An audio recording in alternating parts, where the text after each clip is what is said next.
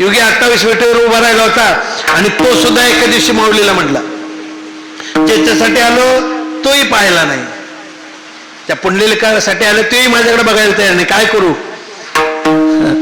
पुंडलिकरायांनी सांगितलं तुम्हालाच अवतार घ्यावा लागेल, तुम्हालाच अवतार घ्यावा लागेल. अवतार पांडुरंग नाव ठेविले आणि मग ज्ञानोबांनी हाक दिली विश्वाला महाराज माझ्या जीवीची आवडी पंढरपूर आणि गोडी.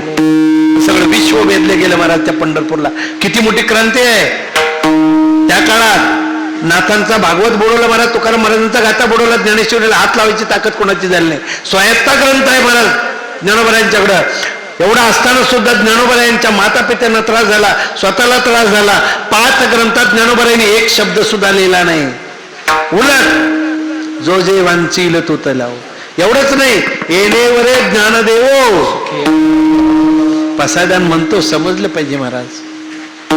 आणि मला वाटते आता शाळेत सुरू झाल्यापासून आपल्याकडे बी बरंचसं सुरू झालंय. येणेवरे ज्ञानदेव सुख्या झाला 3 वेळा म्हणतो ना आपण, हे फार चुकीचं आहे. ज्ञानेश्वरी पाठी जो ओळी करील मराठी जाण अमृताच्या एक शब्द सुद्धा जमणार नाही. ज्ञानेश्वरी 3 वेळा आहे का? आपण 3 वेळा म्हणायचं एकदाच. हे शाळेत जसं पसायदान सुरू झालं ना तसं सुरू झालं ते 3 वेळा. याच्या आधी नव्हतं महाराज. बरोबर आहे, माझं चुकलं असलं तर सांगा.